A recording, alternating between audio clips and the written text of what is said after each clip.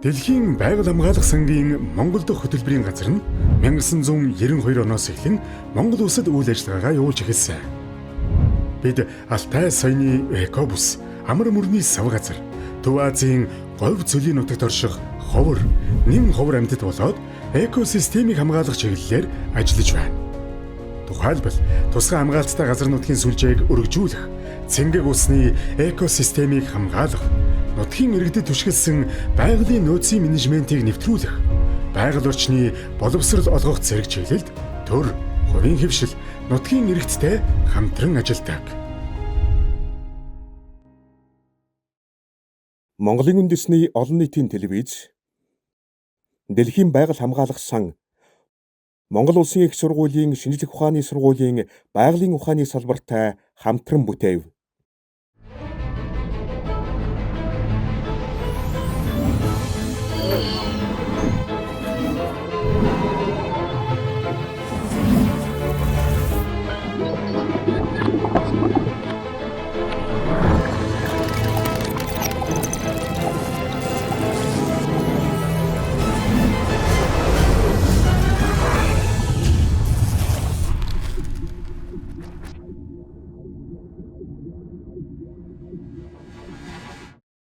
Ерөнхий ивент итгэгч Дэлхийн байгаль хамгаалах сангийн Монгол дахь хөтөлбөрийн газар.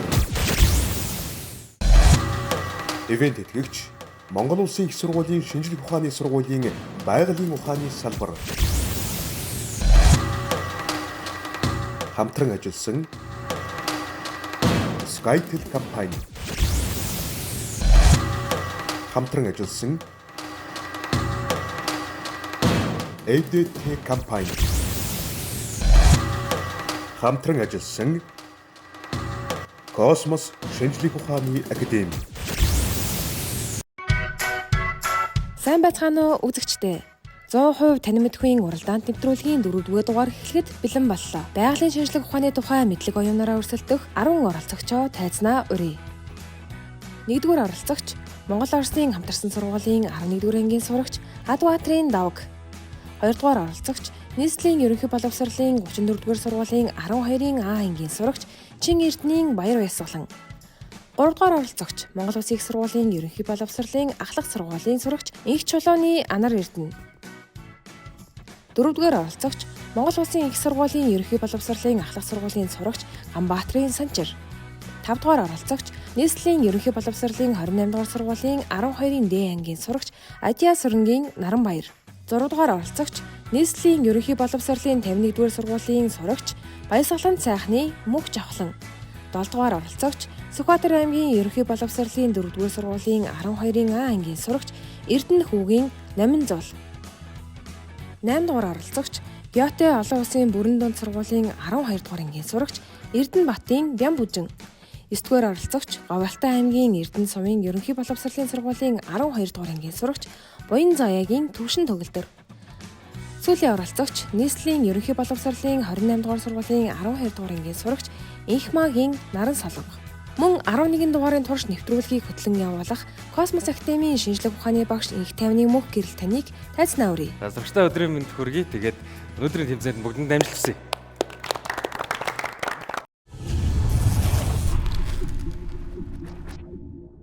За өнөөдрийн маань нэвтрүүлэг 5 үеэс бүрдэнэ.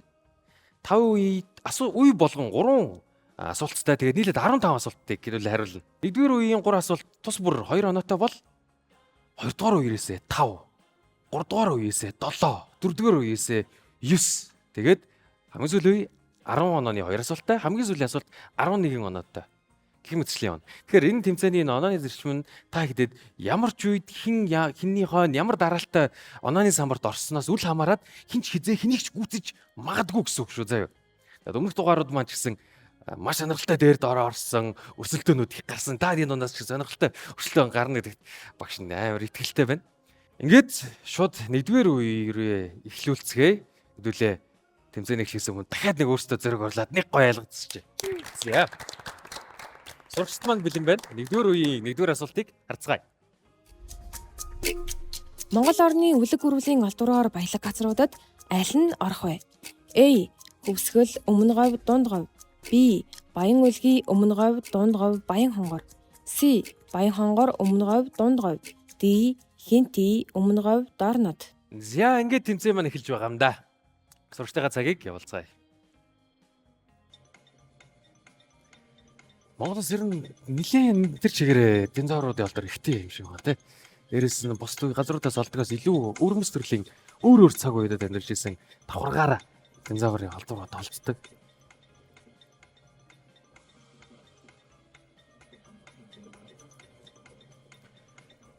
Таван секунд. 4 3 2 1 цаг дууссан.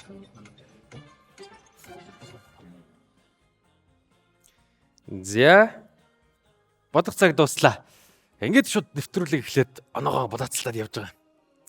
Эхний үед бол 2 оноотой. Та энэ үед яг харцангуй бага оноотой болохоор гоё өөрсдөө халаад яг гоё толгооч гэсэн урсгалтай гоё оруулаа шүү заяа. За шууд сэтгэлдлийг биологи газар зүүн авраг сурагчаас асууна. 3 дугаартай Андар Эрдэнэ. Юу ч хариулав? С хувилбарыг сонгосон. Баян хонгор өмнө говь дорн говь. Ер нь бол итгэлтэй байна. Мэддэг үү? Сонсчихсон. Сонсчихсон уу? Тийм. Тэгвэл С-гээс өөр хариулт сонгосон юм байна. Би Б хувилбарыг сонгосон. Тийм үү? Динозавр төрөө сонирхолтой вэ? Бага зэрэг сонирхолтой байсан. Миний санахын баян хөдөлгөөний өмнө говь, дунд говь, баян хонгорт нэлээх динозаврын малтмал олж исэн гэж сонсч байсан. Би дорн говьд жоохон ихтгэлэг байгаа учраас Б хариултыг сонгосон. За. Хариултаа шууд харчих уу? За дэги. Хамгийн ихнийхээ асуултын хариулт нь юу байсан бэ харцгаая. Зөв хариулт C. Баян хонгор өмнө говь дорн говь. Өнөөдрийн маань 3 дугаартай оролцогч өнөөдөр өстө шууд хариулаад явахаар байсан байна. Үнзүү байсан байна те. Асуултууд төсөөлснөөс ямар байв? 9 дугаартай оролцогч Бян Бүжин. Би бол асуултандаа бодоо хариулчлаа. Асуултнууд эхнээсээ гайгүй байна гэж бодсон ч гэсэн жоохон мэдлэг шаардсан юм байна л гэж. Палеонтологийн төрлийн асуудлууд асуудах хэрэгтэй байсан байна те. За. 2 дугаар үеийн 2 дугаар асуулттайгаа танилцъя. Нүдэнд нэвтрэх гэрлийг хяндаг хэсэг аль нь вэ? A. Торлог бүрхүүл. B. Болор.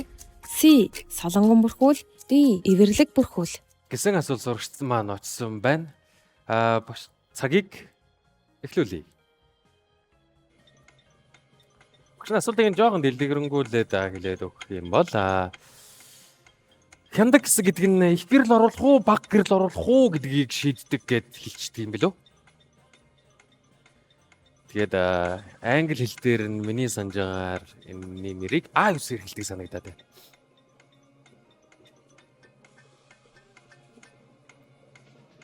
Дөрөв үсэгтэй англи нэр маань. За цаг дууссан. Яванда оноонод бүр хэсэг эхлэнгүүт бүр хурдан дуусч байгаа санагдсан заяа. Асуулт хэл дуусаад цаг дуусаад байгаа юм шиг яана гэж гар үлрэл. За. Нүдний нэвтрэх гэрлийг хяндаг хэсэг юу юм болоо? 8 дугаартай оролцогч 800 ямар хариулт хэлв? Тэгээд бас яагаад? Би болохоор эвэрлэг бүрхүүл гэж сонгосон. Энэ нь надад зөв юм шиг санагдаа. Би болохоор бас яг би хариулт нь зөв байх гэж бодсон. Яг болор цайн мэн гэж хүмүүс амар яриад байдаг шүү дээ. Тэгээд ер нь бол эмнэлэгт очиж үзүүлээл ер нь бол тийм болохоор яг болор гэдэг нь гэрэлтэй илүү ойрхон юм болов гэж таамаглаад сонгосон. За хэдүүлээ тэгвэл асуултынхаа хариултыг шууд харъя. За. Зөв хариулт C. Солонгон бүрхүүл. За, ийм хариултаа байсан бах нэ. Багш нөгөө өгөөдсөн юм А9-гээр хэлсэн Айгрис гэж хэлдэг. Дүрнээс хүүгээ хараа гэж яриад байдаг шүү дээ. Томрол жижигрэл хэр хэмжээний гэрэл орох вэ гэдгийг шийдэл. Тэгэд энэ өөрөө амар том нэг ширхэг цул уураг. Тэгэд механикийн тийм биомеханикийн тийм гайхалтай зүйлүүдийн нэг байгаа байхгүй юу? Бодолтой ингээд нэг хэлбэртэй зүйл өөрийгөө ингээд тийм том нэг үүсгэж багасгаж чадчихна гэд тэ. Тэгэд энийг дуурайх гэж нөгөө камерын апачур гэж нэрлэдэг үлээ тэ. Нэг механизм байдаг шүү дээ.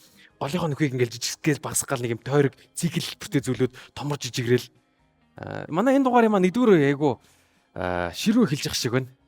2 дугаар асуултан дээр 90% нь бүдэрсээ. За тэгээд манай хэд мань халаад ирэхээр асуултнуудаа янзын хариуллаад эхлэх байх. За биднэрт боломж олгож байгаа нэгдүгээр үеийн хамгийн сүүлийн асуултаагаа танилцгаая. ямар эрдэмтэн нарны аймгийн гаригууд нарыг эллипс буюу 100 орбитоор тойрох хуулийг томьёосон бэ? A. Ньютон, B. Кеплер, C. Галилео, D. Эйнштейн. За асуулт ирсэн байна. Сурчтайгаа цагийг шууд явуулнаа. За ямар гоё асуулт вэ? Эрдэмтдийн зурагтай хард эрдэмтэд байна. Энэ дөрвийн л нэгэнд нээжтэй. Тэгэхээр эрдэмтдийн зургуудыг ажиглах юм бол та хэд дөрвөн төрлийн эрдэмтний үе байдаг.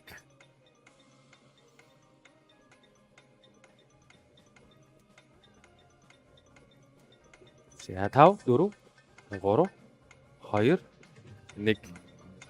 Цаг дуслаа. Ер нь энэ эрдэмтдийн зургийг харуулна шүү дээ. Эрдэмтдийн нэг юм дөрвөн өөр нэг юм зургнуудын үе байдаг байхгүй юу? Тэр нь болохоор цаг үеэр дөрөв хуваагддаг гэсэн. Хамгийн ихнийх нь болохоор нөгөө эртний Грек Ромын үеийн эрдэмтэд тэр үед болохоор ингээл нөгөө хөрөг зураг мургаар зурласан бүгдээрээ юм нэг альчуур шиг юм өмссөн ч юм уу те. Ингэж ингээл байж байдаг шүү дээ. За тэр үеийн эрдэмтэд жишээлбэл Архимед, Евклид гэх мэтчлэн бидний 10 жилдээ үздэг геометрийн салбар жишээлбэл Евклидийн геометри гэх мэтчлэн те. За энэний дараа болохоор сэргэн манталтын үеийн эрдэмтэд байгаа.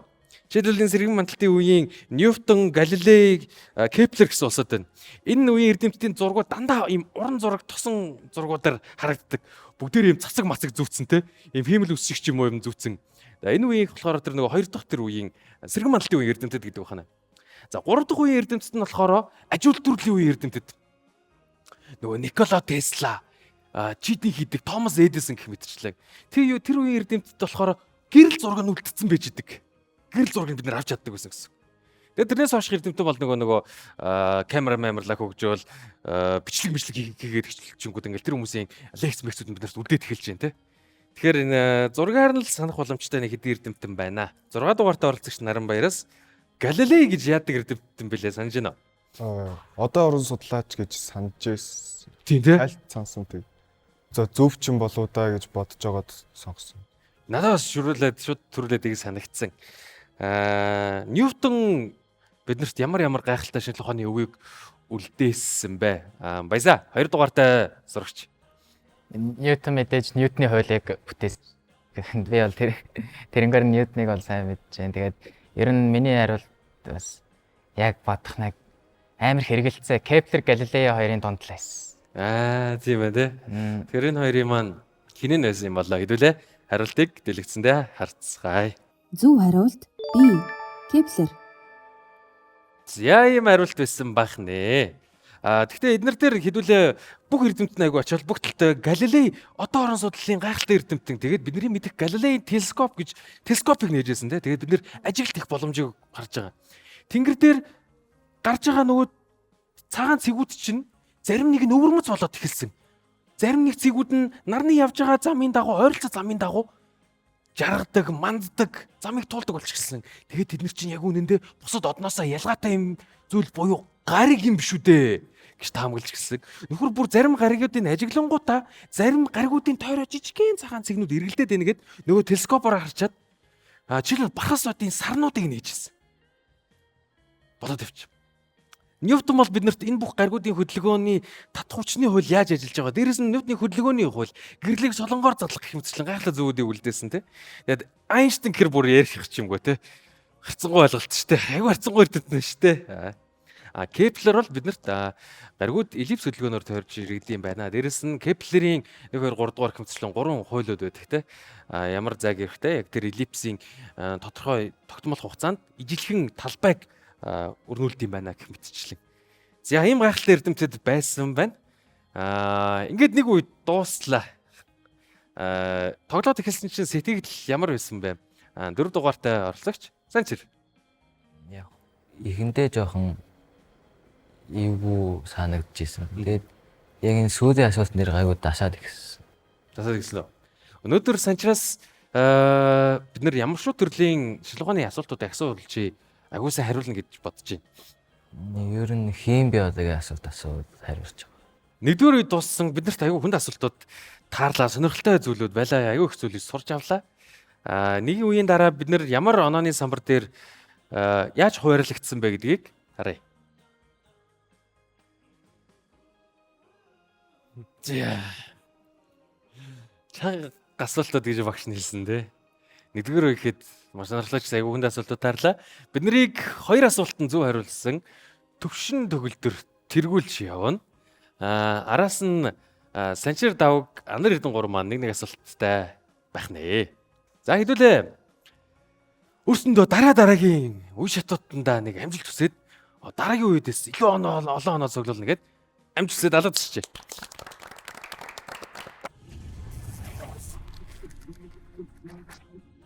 За үзэгчтэй манай нэвтрүүлгийн асуултууд танд сонирхолтой байгаа гэж найдаж байна. Тэгэхээр 2 дугаар үе маань эхлэхэд бэлэн болсон байна. 2 дугаар үеийн 5 оноотой эхний асуулт ямар асуулт байх бол? Хөхтөн амьтдыг хөхтөн амьтан гэж англи нэрлэхэд хүргэсэн хамгийн гол шинж тэмдгийг нэрлэнэ үү? A. Биеийн дулаан, B. Үсэн бүрхүүл, C. Сүүний булчирхай, D. Шүдний бүтэц. За сонирхолтой асуулт байна да. Сүүн шүд мүүд гэл юм яриад үлээ юу лээ. За цагийг явуулъя. Өстө сүүн тижээлтэн хөхтөн амьтан гэж дуудаад байдаг. Юу юм бол? За. Надаас биологийн асуулт нэхэд ирсэн сурагчд маань хариулцсан биш үү гэн. Энийг л згсаатай. За. За цаг дууссан.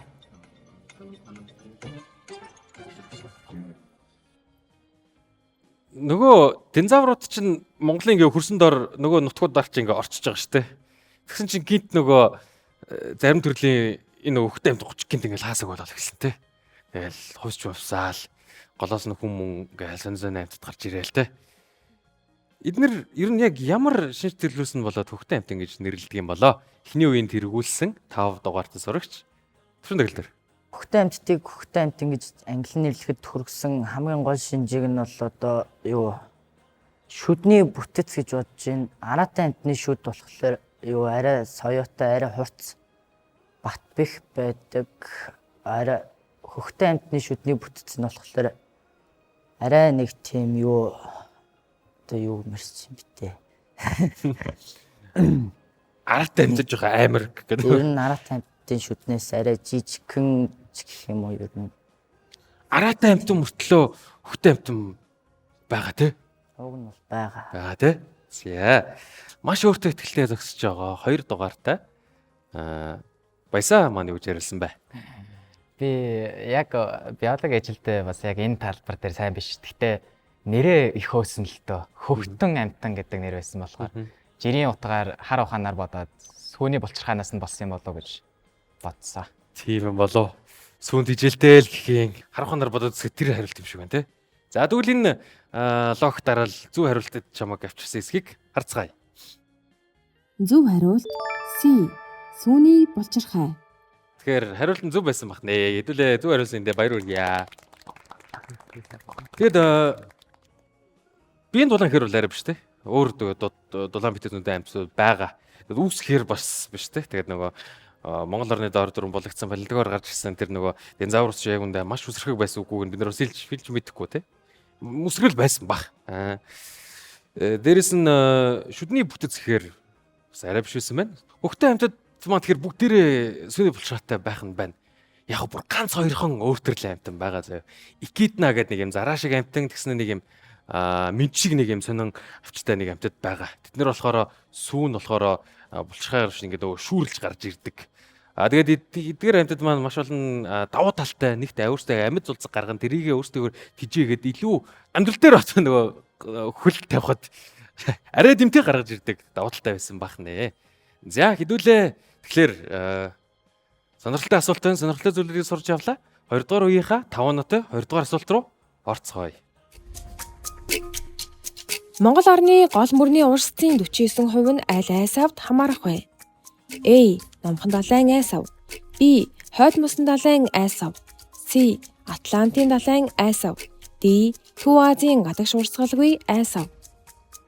Асуулт маань сурагчтай маань өмнө очсон байна. Цагийг эхлүүлцгээе.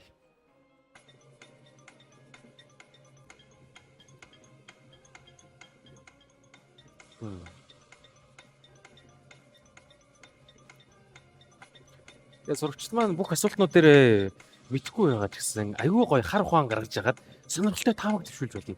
Эцэс сорлоо тавга бид нартай гоё хуваалцж болно шүү зэ.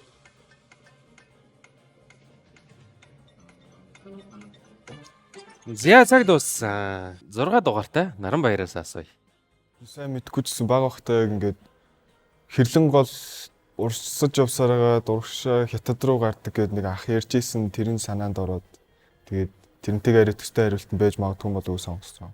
Алийг сонгосон. Ди хариулт. Ди хариултыг сонгосон. Зүг байх юм бол ахаа гэл нэг хэрэг тий. За энэ хариултанд тэгвэл 7 дугаартай оролцогч жахан мань гэж хариулсан бай. Би хариултыг сонгосон. Би хариулт. Хот мөсөнд лаас. Ягаад? Ер нь бол тэгж санагдсан. За тэгж санагдсан. За хэдүүлээд өгвөл хариулт мөсгийг харцгаая.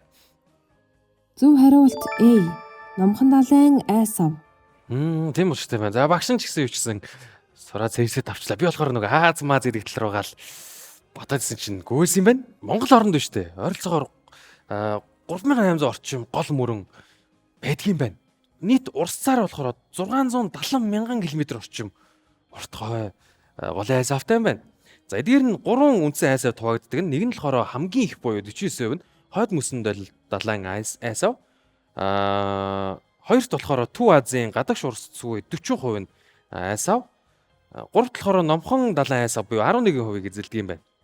Тэгэд энэхүү 3 айсавын огтлцолт цэг дээр хинтийн нурууны цогт чанд мань уул оршдог бөгөөд 3 айсавын хагалбар нь болдгийм байх шүү. За маш сонирхолтой байлаа. Энэ асуултанд маань дахиад 2 хүн л хариулсан байна да. За зөв хариулсан нэг сурагчаас асуучтнаа. Бэн бүжин юу ч бодож хариулсан бай. Энэ газар зүйн сурах бичгтэй байдаг болохоор тэгээд уншижснаа санаа тавьсан. Оо мэддэг асуулт харсан ба шүү дээ. За. Би бас ер нь бол интернетээс үзчихсэн, харжсэн. Тийм үү? Аха, ер нь бол амар мэддэг асуулт таарч. За. 5 нотой асуултуудын одоо хамгийн сүүлийн асуулт гарч ирнэ. Эний дараа хэдүүлээ дахиад онооны самбараа харна. Таталцал мөс ус салхи зэрэг нь байгаль орчинд ямар нөлөө үзүүлдэг вэ? A. Илэгдлийг явуулах хүч. B. Хүн амын суурьшилд ач холбогдолтой. C. Газар хөдлөлтийг эрчимжүүлдэг. D. Твийн шилжилт хөдөлгөөн үүсгэдэг. Асуулт маань сурагчд маань очсон байна. Цагийг эхлэлцгээе. Тэвүүд маань ер нь яаж нүүд юм бол? Салхи гэл үлээгээл нүүд юм болоо? Салхи таталцал бол бидний энэ гариг дээр байлгаж байгаа тий. За 10 секунд үлдсэн байна. 5 4 3 2 1. За цаг дууссан. За нэг дугаартай оролцогч давга. Ямар нөлөө үзүүлдэг юм бол? Миний хувьд би А хэлбэр рүү илэглийг явуулах хүчийг сонгосон. Миний хувьд тэмээ шилжих хөдөлгөөн бол салхи зэрэгээс хамаарахгүй хүмүүний суурьшил таталцал хүч хамаарахгүй учраас би А С хэлбэр хоёрын хооронд бодож байгаад илэгдлийг явуулах хүчт нь илүү их энэ үзэгдлүүд хамаарж байгаа учраас А хэлбэрийг сонгосон. Шууд давгагийн зөв үсгийг харцгаая. Зөв хариулт A. Илэгдлийг явуулах хүч. За тэглэгөө яах вэ? Зөв бодож хариулсан байна. Тэгээд энэ зүйлүүд маань байхгүй болохоор бас дэлхийн эрдэсийн эргэлтүүд явагддаг те. Тэгээд хэрвээ гол усанд одоо нөгөө Америкийн Grand Canyon гэх мэтчлэн ингээд ямар гой зүй тогтолтой зүйлүүд ингээд үссэн байдаг вэ? Агуу магуу бүх зүйлүүд энэ гурван зүйлийн нөлөөгөөр бүрэлддэг байх нэ. За 2 дугаар үедээ сурагчид маань нэлийн гайгүй хариулсан болов уу гэж бодож байна. Гэхдээ хэдүүлээ хэн бид нарыг тэргүүлж яваа гэдгийг онооныхаа самбараас харъя. За 5 15 оо. Хэдэн асуултанд хариулсан бэ? 2 асуултанд хариулсан. 3 асуултанд хариулсан. За өмнөх үедээр хараахан оноо авч хэмжээгүй байсан оролцогч маань шууд 2 дугаар үеийн 3 асуултыг гурван ингэ нухсангуудаа биднийг тэргүүлээд ороод ирлээ. Тэгээд энэ эхний 2 үедэр бид нар нийт 21 оноо авах боломжтой байснаас 2 дугаар үеийн 15 оноогоор 15 оноо биднийг тэргүүлээ. Хоёрт болохоор 12 оноогоор Санчир давга Анар Эрдэнэ 3 маань 20 дугаар байрны төлөө зэрэг өрсөлдөж явах нэ. За эхний 2 үе ингээд дууслаа. Дараагийн 3 дугаар үеийн асуулт бүр 7 оноотой нийлээд 21 оноо. Өмнөх 2 үртэйгээ тэнцсэн оноотой. Тийм болохоор 3 дугаар үе дээр тэргүүлээ бүрэн олж авах боломжтой. Амжилт хүсье.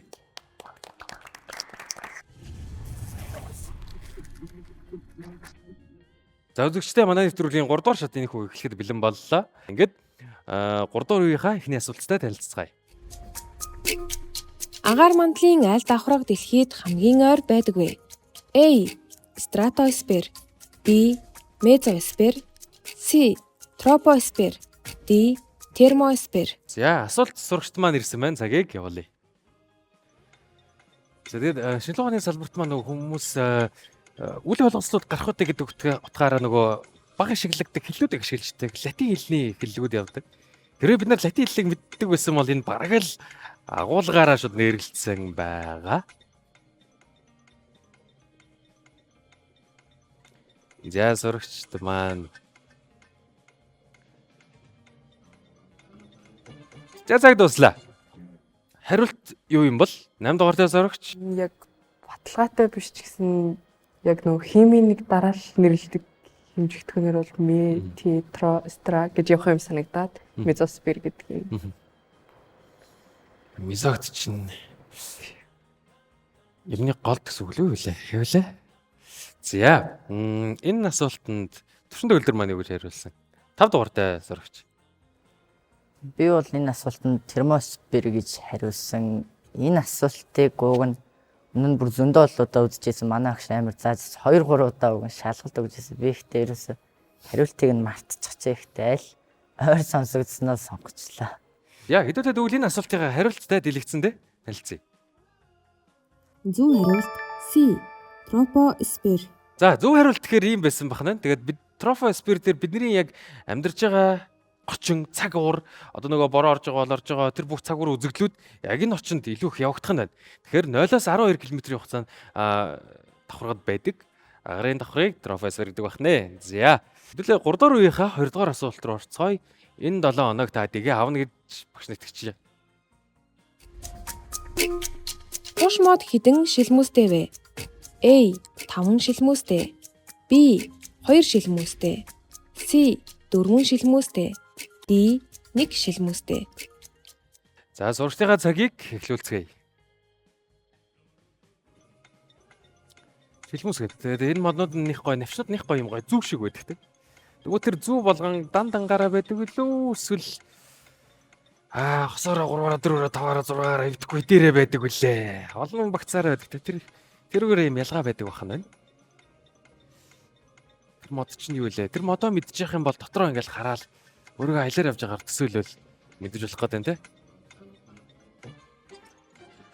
За инхүү бодох хугацаа маань дууслаа. Юу гэж хариулсан болоо? Сурагчтайгаа харахад яанаа л гэсэн зэрэгтэй харагдаж байна да. Наранбаяраа юу гэж хариулсан бэ? Гэхдээ би 2 хариултан дээр жоохон эргэлзээд тэгэд бодсны үр дүнд C хариултыг сонгосон.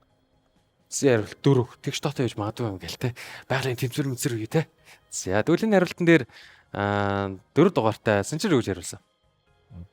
Би бол C сонгосон. Яагаад гэвэл манай сургууль яг 10 сард аялаар яваад тэгтээ хошмод илүү нэг тийм шилмүстэй модыг судалж үзчихсэн. За нар солонгыг гэж хариулсан. Би C хариултыг сонгосон. Тэр нь бол энэ асуултын хариултыг сайн мэдгүй. Тэгээд яг 2 шилмүстэй юм уу 4 шилмүстэй айл нэг нь авах гэж бол байж магадгүй гэл те. Тэгштөө ялт шүү нүдэнд гоё харагдаад байдаг те. Тэгээ бас шалгалт малгалт юм тест мэс өгч байхад олон C хариулт дарлаа явчихаар дараагийн хариулт ялт ч үсээ биш юм санагдаад байдаг те. За хэдүүлээ тэгвэл энэ гоё биднэрт самар өгдөг тэр модынхоо мод хэдэн шилмүстэйг нь харцгаая. Зөв хариулт A. 5 шилмүстэй. За ийм хариулттай байсан бахан байна. Оролцогчдын маань 30% зөв хариулсан. За тэгээд шинэ жил дөрөв болоод өнгөрсөн те. Гацуур жил бол дан шилмүстэй ба ганцхан шилмүстэй. Тэгээд ойн нарс болохоор холсоороо 2 байдаг юм байна. Тэнгүүд биднэрт гоё тэр амттай самрыг өгдөг мод маань болохоор 5 байдаг юм байна шүү. За 3 дугаар үе дуусахад ойрцсон байна. Энэ 7 оноотой асуултны дараа хэдүүлээ онооны самбар дахин хэрхэн өөрчлөгдсөн бэ? Бэн бүжин доошоо бууснуу, дээшээ буцаад гарч тэргүүлээ хадгалсан уу гэдгийг нь харах болно. Тэгэхээр 3 дугаар үеийнхаа хамгийн сүүлийн асуултыг харцгаая. Дэлгүүр 1000 төгрөгөөр зарж байсан барааныхаа үнийг баярын өдрүүдээр 20% хямдруулж баяр дуусмагц 20% нэмсэн байна. Барааны үн хэд болсон бэ? A 10,000 төгрөг, B 8,000 төгрөг, C 9,600 төгрөг, D 10,400 төгрөг. За бодлого болохоор шууд цагийг эхлүүлнэ. Цаг явсан.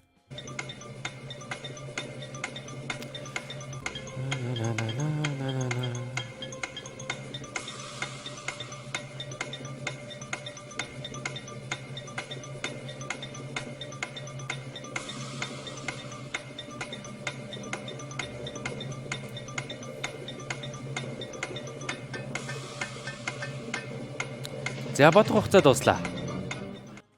Бодлогод зарим нь амархан байж магадгүй, зарим нь хүндэн байж магадгүй. Гэхдээ ямар ч бодлого ер нь 30 секунд бодох хэрэг сандаад толгой ингээд ажлын хэрэг амтлахгүй ингээд фокуслчихгүй аюу хэцүү байдаг те.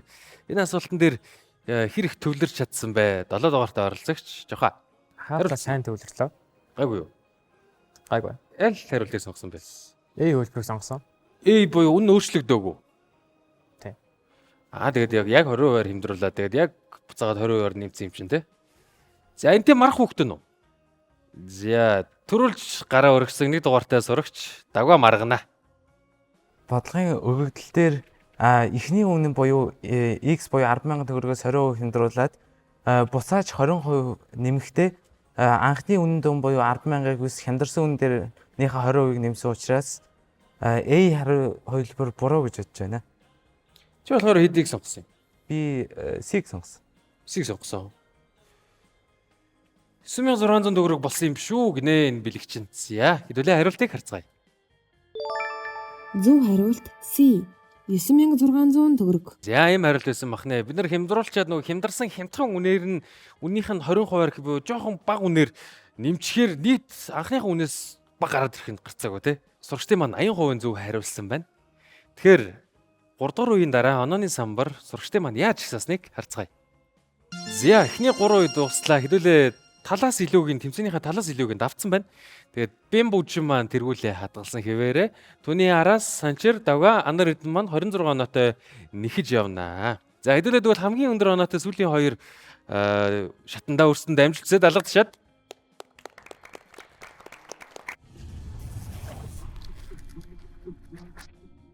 За үзэгчтэй манай нэвтрүүлгийн 4-р үе эхлээд бэлэн болсон байна. Энэ үеийн асуулт болгон маань 9 оноотой 3 асуулт авах болно. Тэгээд үе явах тусам асуултууд хүндэрж байгаа болохоор таад маань илүү нухацтайгаар бодож асуултандаа хариулаарай. За 4-р үеийн эхний асуултыг харцгаая. Ямар оддыг нэг орд болгон бүлгэлдэг вэ? A. Ижил настай оддыг. B.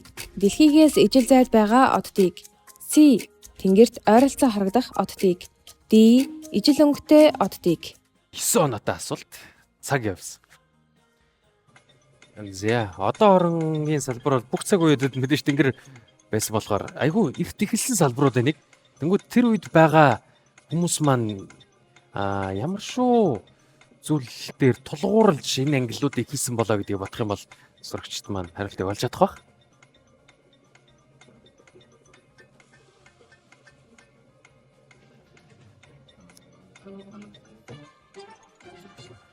За цаг дууссан. Одоо оронтой космологтой холбоотой зүйлүүд судалсан байх юм бол ингээл 9 оноо авчих юм шин. За энэ 9 оноог манай 4 дугаартай оролцогч Санчир маань авч чадсан болов? Яг баттай хэлж мэдгүй. Гэхдээ Б хөлбөрийг сонгосон. 47 маань юу гэж хариулсан бэ? Би бол A хариултыг сонгосон. Яг оддыг бол орд болгон бүлэглэх гэхээр ижил өнгө эсвэл ойролцоо харагдах байдлаас нэг хамаарахгүй байх гэж бодвол AB2 хариултын нэг юм байна гэж тооцоолоод A хариултыг сонгосон. Хариултыг нь үнэхээр шударгаар яг 100% мэдэхгүй. Гэхдээ гой сонирхолтой хар ухаанаар таамаг төвшүүлсэн сурагч байна уу? Би болохоор C хөлбөрийг сонгосон. Тэгээд яагаад тэгвэл одоо орон чинь бүр шинжлэх ухаанаас өмнө баг үссэн. Тэгээд тэр үед мэдээж одоо энэ од дэлхийгээс хэдэн метрийн зайтай одоо тэдэн настай өнгийн них бол ялгаж чадахгүй шүү дээ. Тэгээ ингээ яг дэлхий дээрээс яг нүдээр ингээ харж байгаа болохоор ойролцоо байгаа одуудыг Маш гоё таамаг төвшүүлээ. Хэдүүлээ таамаглын зөв үсгийг хариултаараа шалгацгаая. Зөв хариулт C. Тэнгэрт ойролцоо харагдах оддыг. Таамаглал амжилттай байсан хэдүүлээ баяр хүргэе. Тэгээд айгүй сонирхолтой. Нөгөө яг зүйтэй маш эрт үүссэн болохоор бид нар нөгөө хідэн ч настайын ер нь тэнд байсан ч юм уу байгаагүй ч юм уу хэр удаан байхын мэдэхгүй хол юм уу ойрох юм уу бүгдээр л адилхан нэг юм цэг шигтэй зарим ч тодын те тод болохоор ойрхон ч гэсэн үг юм уу хол ч гэсэн юм уу мэдэхгүй байсан юм байна. Тэгээд бид нар дараа нь мэдэж эхэлсэн. Джеймс Веб гэдэг эрдэмтэн орчлон ертөнд тасралтгүй тэлж байгаа юм шүү гэж хэлээд ногдлын шагнал авчижээ. Тэгсэн чинь хэрвээ тэлж байгаа юм бол маш сонио үзэгдэл болж магадгүй гэдэг. Хол байгаа оддоос биштэй бид нар л ингээ байг гэрэл ирж байгаа те. Тэр гэрэл тэр окторгон орон зайд хэр удаан явсан хэр хол замыг тууснараа шилтгаалаад ингээд сундгийн байна. Сунаад долгионых нь урт нь өөрчлөгдөд эхэлдэг юм байна. Тэгэнгүүт энэ яг тогтмолоор болдог болохоор бид нар тэр одноос нааш ирсэн гэрэл хэр сунсан бэ гэдгийг нь спектрометр гэдэг багжаар хэмжингүүтэй. За энэ яг л тэдэн жил явсан байж таараа. Дөнгөд гэрэл тэдэн жил явна гэдэг чинь тийм зайтай хол байгаа од юм байна гэдгийг мэдэж эхэлсэн. Яалтчгүй 9 онооны сонирхолтой асуулт байлаа. Тэгвэл хэдүүлээ 9 онооныхоо 2 дугаар асуулт руу шууд орцгоё. Гэрэл вакуумаас материалын орчинд ороход хурд нь хэрхэн өөрчлөгдөх вэ? A. Хурдсна. B. Удаашрна. C. Зогсоно. D. Өөрчлөгдөхгүй. Сонооны 2 дахь асуулт ирсэн байна. Сурагчдаа цагийг явуулъя. Яа, гэрэлцэн юу лээ? Айгу хурдан гэдэг билүү те.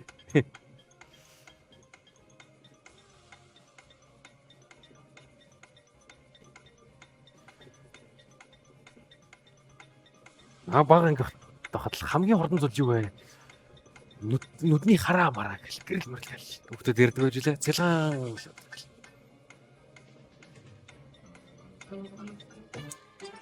За цаг дууслаа. Гэрэл тархаж яваа орчноо буюу медиумаа солихдоо хурд нь ер нь яадаг юм бол нөгөө хилээ гаргаад байдаг эрдэмтэн байгаа шүү дээ. Манай Альберт тэнд зураг нь байгаа. Айнштайн. Хөршин гэрлийн хурдыг юугээ тэлчлээ. Гэтэ тэрүүгээр шууд ойлгож болох үлээ болохгүй билөө. Энэ асуултан дээр 8 дугаартай оролцогчийнхоо хариултыг сонсъё. Би бодохдоо гэрэл вакуумаас материалын орчинд ороход удаашрна гэж бодсон. Наранбаяр юу гэж хариулсан бэ? Би бол удаашрна гэж бодож байсан. Тэгээд яг хариулах ус сандраад хурцна гэдгээ дарчлаа. Тэгээд яагаад удаашрна гэж бодсон бэ гэхээр гэрлийн хурд бол уулын тогтмол гэхдээ яг явж байгаа одоо газраасаа амраа тэр газруудын агаарт байгаа ч юм уу эсвэл туулж явж байгаа замынхаа жижигхэн бөөмсөдтэй мөргөлдөөд ойж байгаа зам нь ихсдэг болохоос хурд нь яг үндэ багасч удаашрдаг гэж бодож. Тэгээд бид нар нөгөө тунгалаг нууранд ч модон шил хөвсгөл нуурандаа очиход ч юм уу ингээл харангуут нөгөө айгүй тунгалаг болохоор ёроол наанхан бага юм шиг санагддаг те. Тэгэл гүйхийн юм байна гэж баярлал орчгоод бүлэх гээл орчдөг те. Тэр тэгж наан санагдаж байгаа энэ үзэгдэлтэй холбоотой болов холбоог болов. Хариултыг харцгаая. Зөв хариулт B. Удаашрна. Гэрлийн хурд нь өөрийнхөө тархаж яваа медиумаас хамаарат өөрчлөгддөг зүйл юм байна. Тэгээд вакуумд явж байгаа гэрлийн хурдыг бид нөр нөмлөхөө хурд гэж авдаг болохоос биш өөр зүйлүүдээр бол өөр хурцтай дамждаг юм байна шүү. За сүүлийн 9 оноотой асуулт. Энэ асуултны дараа хэдүүлээ онооныхаа самбар хэр өөрчлөгдсөн бэ гэдгийг харнаа. Бэмбүжингээ доошлуулсан хэсгийг харнаа. За сүүлийн асуулттай танилцгаая. Дараах микроорганизмуудын аль нь эсийн бус бүтэцтэй вэ? A. Вирус. B. Бактери. C. Мөөгөнцөр. D. Игэл биетэн. За сурагчтай маань өмнө асуулт гарч ирсэн байна. Хэдүүлээ цагийг эхлүүлье. За хэдүүлээ энэ асуултанд хариулахдаа энэ дөрвөн зүйлийн аль нь хамгийн жижиг том бэ гэдгийг бодоорой. Бүгдээрээ жижиг микроорганизмууд гэж байгаа боловч би бинээсээ 10 дахин хэмжлэн маш далаацтайгаар жижиг том хэмжээтэй зүйлүүд байгаа.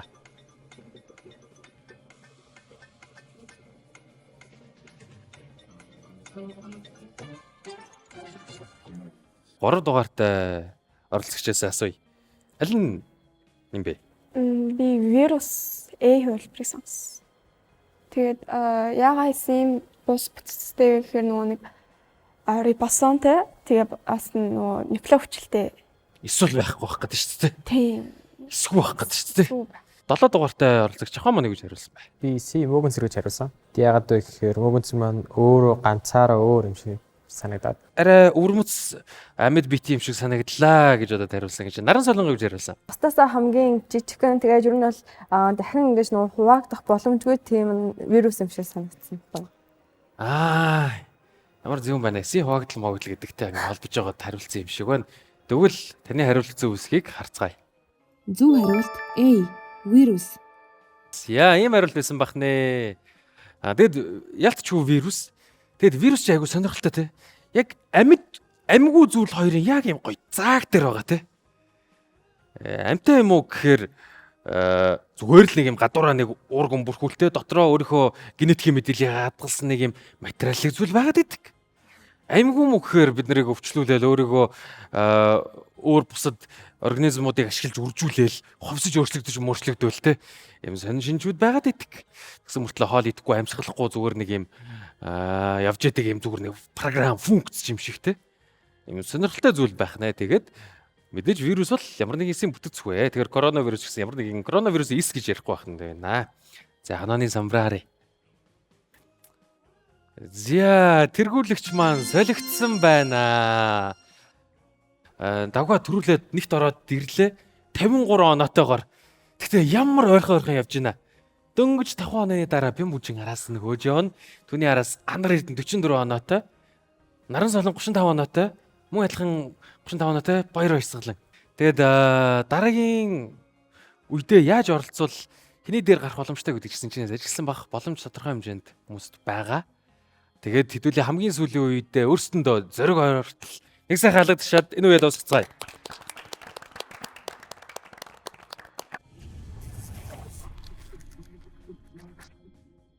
За үзэгчдээ манай 100% нэвтрүүлгийн маань хамгийн сүүлийн шат эхлэхэд бэлэн болсон байна. 10 оноотой хамгийн ихний асуулттайгаа танилцгаая. Мөнх амьдрах чадвартай далай тэнгисийн амьтан аль нь вэ? A. Далайн яс мэлхий. B. Медуз. C. Алиалагч загас. D. Наймаалж. Гэсэн маш сонирхолтой асуулт сурагчдын маань өмнө очсон байна. Хэдүүлээ бодох хугацааг эхлүүлье. За. Насжилт гэдэг байгалийн жам юм шиг байдаг. Зарим эрдэмтэд насжилт хөгшрөх гэдэг зүйлийг өвчний ангилалд багтаагаад шийдэх гэж хүртэл оролцдог. Тэгэхээр энэ чиглэлийг судалдаг шинжилгээ ухааны салбарыг бол longevity-гийн судалгаа гэж ярьдаг. Зөвхөн хүний амьдрах наснаас гадна чанартай амьдрах хугацааг хэсэх гэж зорддог судалгааны салбар байгаа. Сиабот хугацаа дууссан.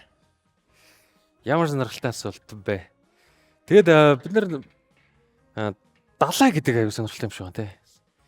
Гариг ертөнцийг судлахаас илүүтэйгээр далайн гүн болоод эхлэхээр үргэлж бидний төсөөс сон амьтдууд гарч ирж идэг. Сонин зан аран шин биологийн жиж төрхүүдийг илэрхийлж идэг. Зарим нь бүр явж мөнх амьдрах чадвартай ч гэнэ үү те. Хөшөрдгөө юм уу хайш. Эсвэл бүр яг үнэндээ өөрийнхөө насыг удирддаг үйл яах вэ? Өөрийгөө өссөн үедээ залуужуулт хөгшүүлж нас баяд хүргэж чаддаг байж магадгүй. За энэ асуултын хариултыг манай шинээр тэргүүлийг болж авсан давга маань юу гэж бодож байна вэ? Нэг дугаартай асууж. Би бол Б хөлбөр буюу медузыг сонгосон. Медуз энэ тухайн төрлийн медуз нь далайд амьдарч байхдаа бага насаас жишээ нь одоо төрөөд амьдарсараар хөшрөөд өөрөө дахин бүтээж залуу наснда буцаж очиж чаддаг амьтан байдаг. Мэдээж энэ нь мөнх амьдралтай гэсэн үг биш л дээ. Өөрийгөө хязгааргүйгээр залуужуулж чаддаг л амьтан гэсэн үг. Тэргүүлээ дөнгөж алдаад буюу 9 дугаартай оролцогч Бамбүжин маань юу гэж хариулсан бэ? Би болохоо медуз гэж юу юм болоо гэд медуз эсвэл 8 жил байгаа гэж атсан. Тэгээд кинон дээр гардаг юм могоон үстэй медуз гэдэг яад шүү дээ. Тэгээд мэдснээдээ 8 жил гэсэн. 8 альж. Мөнх амьдралыг 8 байж болох болов яах бол. Тэгээд медуз jellyfish залаан залхахын гүд нөгөө немон дээр гардаг шүү дээ. Нөгөө хэд чинь дээр нь тоглоол өвсрээлээд ихтэй. Тэгээд санамсруу явж байгаа л нөгөө доор нугаа юунд нь орооцолтчоороо ингээл бэртэж гимтэлтэй аюултай хатгуулаал те. Халгаа шиг түлж өмүүлээл те. За хэдүүлээ тэгвэл энэ асуултан дээр хэн 10 оноо авсан бэ гэдгээ өөрсдөө харцгаая. Зөв хариултыг дэлгэцэн дээр. Зөв хариулт B. Медуз. За зөв хариулт юм байсан бахнэ. Тэгээд миний ч бараг тайлбар хэрэг байна уу дөө. Давгаамон бараг илүү тайлбарлчихсан шүү дээ. Тэгээд ийм сонь зүйлүүд байдаг бахнэ. Тэгээд маш өрмөц үзэгдлүүдийн нэг тэгээд бидний хөгжүүлэлт гэдэг зүйл болохоор бидний генетикийн мэдээлэлүүд тодорхой хэмжээнд заримдаа алдагдаад байгаа. Эсвэл ATP буюу нөгөө эрч хүчнийхээ юмнуудыг бид ялруулахгүй гэж маш олон зүйлээс хамаарж байгаа. Мэдээж магадгүй хамгийн гол зүйл нь генетикийн мэдээлэл тодорхой хэмжээнд бага алддаг гэдэг ч юм уу те. Тэгсэн чинь зарим төрлийн амьтад генетикийн мэдээлэл завсарлаж чаддаг те. Жишээлбэл хоол олгож идэх лобстер өөрсдийн генетикийн мэдээлэл маш сайн янзалж чаддаг. Тэр генетикийн мэдээллийг зөвхөн хараад насын тодорхойлоход төвөгтэй гэх мэтчлэн те. Тэнгүү тэр амьтад дундаас бүр өвөрмөцсөн тэр box jellyfish гэдэг амьтан өөрийгөө хүүхд болгоч чаддаг. Насан туршиж чаддаг. Тийм дураараа амьтан байж таарах нэ. Асуулт болгоно 10 оноотой. 10 оноо бол онооны самбарыг хүчтэй өөрчилж чадна. Тэгээд нэг асуултын дараа онооны самбар яаж өөрчлөгдсөн вэ гэдгийг хамтдаа харъя. Зя. Хоёрт доороос өрсөлдөжсэн Анар Эрдэнэ маань 54 оноотойгоор давгийн байрыг булаацалдах гад ирсэн. Тэгэхээр 10 оноо амар өөрчилж байна те. Бараг нөгөө эхнийхээ хэдэн үеэсээ илүү оноотой юм аашаа те нэг асуулт нь. Хэдүүлээ 10 онооны хоёр дахь асуулттайгаа дэлгэсэн дээрээ танилцгаая. Тэгш өнцөгт гурвалжны катетуудын урт нь 6 ба 8 бол гурвалжны тэгш өнцгийн оройгоос татсан медианы урт хэд байх вэ? A 5, B 6, C 7, D 9. За, бодлого ирсэн байна. Сурагчдынхаа цагийг эхлүүлцгээе.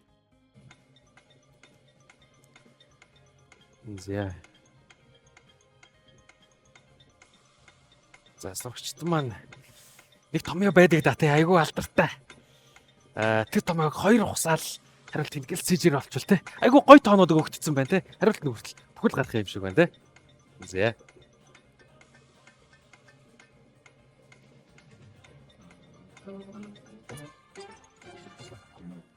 За. 30 секундын хугацаа гэдэг бол яг өөрийнхөө анхаарлыг төвлөрүүлээд ялангуяа студид бодно гэхэд бол маш бага хугацаа. Тэгээд энэ бага хугацаанд энэ бодлогын хариуг манай 3 дугаартай оролцогч Анар Эрдэнэ маань юу гэж хариулсан бэ? Би болохоор C 7 гэж хариулсан. Яагаад? Шууд нөгөө хар ухаанаар бодсон. Бямбуж маань юу гэж хариулсан бол? 5 гэж хариулсан. 5. Аха. Яагаад? Тэгш өнцгтийн гипнозыг нь 10 гэж олоо тэгээд 2 таагаад. Энэ геометрийн бодлогыг дотроо яг төсөөлсөн те. За 2 кат байгаа юм байна. Нэг тэгшүүн сурвалжин байна. За тэгшүүнд нөгөө тэгэхээр энэ гипноз нь мэддэхгүй байгаа юм байна. Тэгшүнцгийн оройгоос гэсэн чинь гипноз руугаа нэг юм татцсан байх нь байна.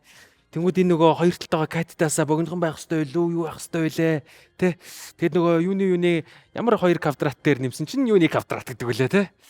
За сурагчд маань энэ асуултанда өөрсдөө зөв хариултыг шалгахын тулд хариултыг харцгаая. Зөв хариулт A 5. Тооцоол 30 секунд хийгээд аюу хэцүү байсан. Ялангуяа сандарсан байгаа үед. Гэхдээ бид нэр хар ухаан гаргаж хагаад за алийг нь таалах гэдэг гэж бодож үзэнгүүтээ арай л жижиг юм байна да. Тэгвэл тэр жижиг хариулт байх ёстой гэж жишээлбэл хариулж болох байсан байх нь байна. Тэгээд юуныхаа квадрат гээд бодоод үзэнгүүт чинь хариултанд харж болох байсан байна. За энэ асуултанд 10 онооны асуултанд 10 оролцогчийн маань 2 нь зөв хариулсан байна. 20 онооны самбар дээр нэмэгдсэн гэсэн үг. Хэдүүлээ тэгэхээр оролцогчдын маань дараа нь яаж өөрчлөгдсөн байдгийг онооныхаа самбарыг нэг шалгачих уу? За дэги. За. Онооны самбар маань өөрчлөгдсөн. Дагуу маань 63 оноотойгоор бид нарыг тэргүүлж байгаа боловч Бямбужин маань энэ асуултанд хариулснаар 10 оноог нэмж аваад 2-т ороод ирлээ. Үүний хараас баяр баясгалан Анар Эрдэнэ маань хөөцөлдөж явах нэ. Ялагч болох боломжтой оролцогчид бол Давга, Бямбужин, баяр баясгалан Анар Эрдэнэ нар байх нэ. Та хэдас маань хин нэг нь зөв хариулчих юм бол дараагийн үед ялагч болох боломжтой. 3 4-т 2-т байгаа оролцогчдын маань хувьд бол та зөв хариулаад тэгээд өрсөлдөгч нь бас алдах хэрэгтэй байх гэдэг шүү дээ. Тэгэхээр чангас олдох хаа ашигтай байх гэдэг шүү дээ. Манай Дагомын хувьд бол дараагийн асуултаа хусна гэж нэг бол дайрж болох нь байна. Нэг бол дараагийн асуултыг бүгдээрээ алдаасаа гэж нэг хүсэж болох нь байна. Ямар ч сэтгэлтэй байна. маш их сандарч байна. Гэхдээ 50-аар бодож сүүлийн асуултанд хариулах гэж эсвэл амар хэцүү асуултаа үлдсэн дөрөв бити хариулаасай л гэж. Хариулаад очиж болно гоёх гэдэг тийм. Хариулаад очил болно. За, хоёрт яваа. За, өстой тэргүүлээ. Аваал, алдаал буцаж орж аваал байгаа. Бэн бүж маань ямар сэтгэлтэй байна? Би өөрийгөө ийм өндөр явна гэж бодаагүй. Тэгээд өөрөөдөө айгүй баяртай. Тэгээд дагуу алдаасаа л гэж бодчих. Дагуу алдаасаа л гэж бодчих тийм. Дагуу заавал алдах хэрэгтэй байх гэдэг тийм. За, тэгэхээр сурагчтай 11 оноотой манай 4-р дугаарыг хамгийн сүүлийн асуулттай танилцгаая. Глюкоз фруктоз нь хоёулаа C6, H12, O6 томьёотой. Шинж чанарын талаар тохирох илэрхийллийг сонгоно. A. Хоёулаа сахарид учир төсөөтэй. B. Функционал бүлгүүд нь өөр учраас ялгаатай. C. Молекулын жин өөр учир ялгаатай. D. Амт нь ижил учир төсөөтэй. Биохимийн холбогдолтой асуулт байна. Цагийг явуулъя.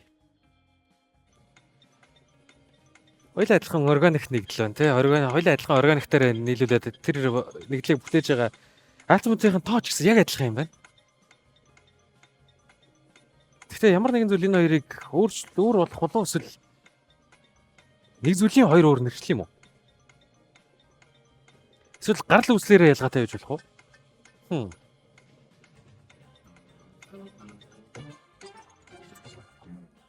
За цаг туссан оролцогчдын маань хариулт аль хэдийнэ очсон.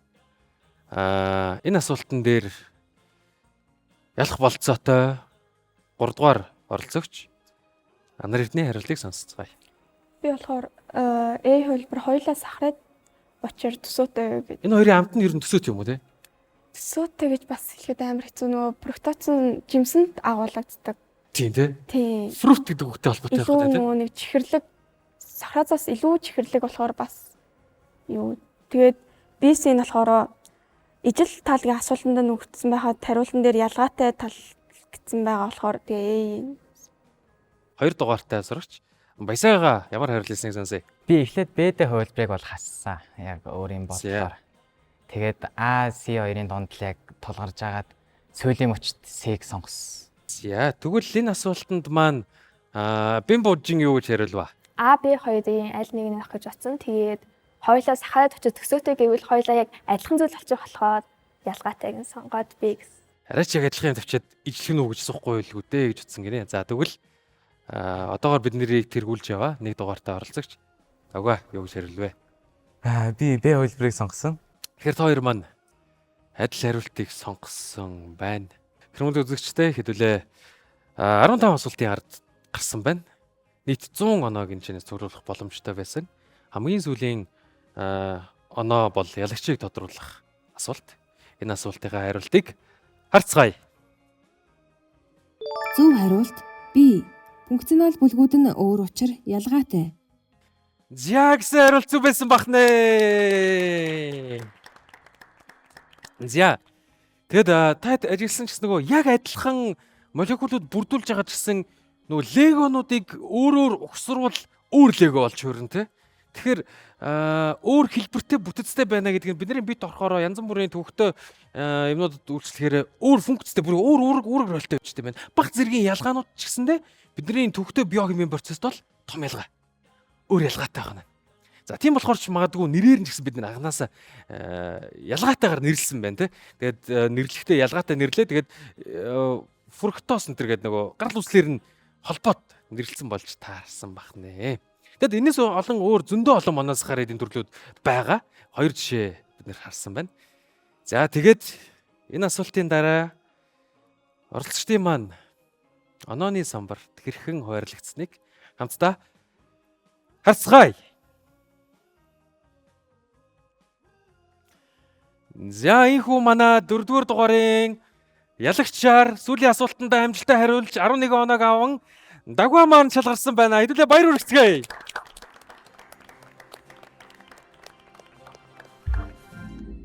Ерөнхий ивент итгэвч Дэлхийн байгаль хамгаалах сангийн Монгол дахь хөтөлбөрийн газар. Ивент итгэвч Монгол Улсын их сургуулийн шинжлэх ухааны сургуулийн байгалийн ухааны салбар. Хамтран ажилласан Skytel компани хамтран ажилласан ADT компани хамтран ажилласан Космос шинжлэх ухааны академи. Тэгээд дагуу маань сүүлийн асуултыг хариулаад ялна гэснээр хариулаад яллаа. Бэмбүж маань ч гэсэн хариуллаа. Тэгээд маш гоё тайлбаруудыг өглөө. Өмнөх асуултнууд дээр ч гэсэн маш гоё тайлбаруудыг өглөө. Тэгээд шинэхэн ялагч болсон мэдрэмж ямар байна? Маш их баяртай байна. Би ихтэй сүүлийн асуулт нь Анар Эрдэнэ зүгээр байсан гэж бодож байсан ч гэсэн Бэмби Үжин бит хоёр зүгээр үлээд би ялагч болсонтой их баярлж байна. За баяр хүргэе.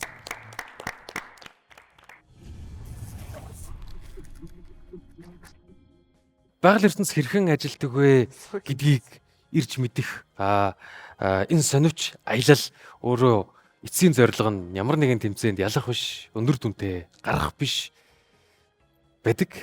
Тэгсэн хэдий ч гэсэн энэ тэмцээнд маш сайн оролцсон, үзүр төрөө булаалтсан 9 дугаартай оролцогч Бэмбүжингийн маань сэтгэлийг сонсъё. Миний сэтгэл бол би энэ дугаартаа тэгээд сайн явсандаа их баяртай байна. Тэгээд дагоодаа баяр хүргэе. За баяр хүргэе.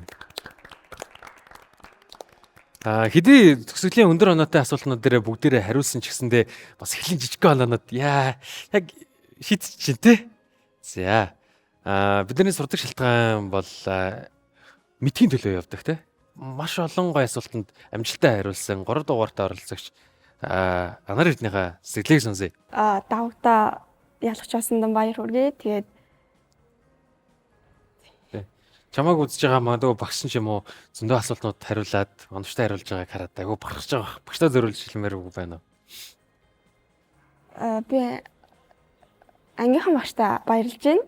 Тэгээ манай ангийн багш гээд бид хэдийг ингээд орой хүртэл суулгаад энийг мэдүүлчихсэн гээд зөндөө их материал ажилуулдаг байсан.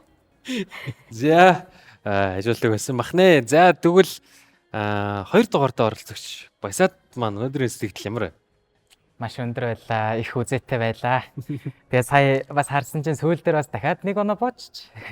Гэтэ ер нь бүх сая шоуны дорш ер нь маш их сандралтай байсан ч яг сүүлд бол өөрийнхөө чадхаараа хариулсандаа бахархаад энд байгаа бүгд бахархаж байна. За 100 нэвтрүүлгийн маань ерөнхий ивент итгэгч Дэлхийн байгаль хамгаалах сангаас оролцож байгаа 100 хүүхэдтэй ийм гарын бэлгийг гардуулж байгаа юм байна. Тэгээд өнөөдрийн дугаарын ялагч давгаагаа хэдүүлээ шагналаа гардаж явна уу гэмээр тайзнаа өрье.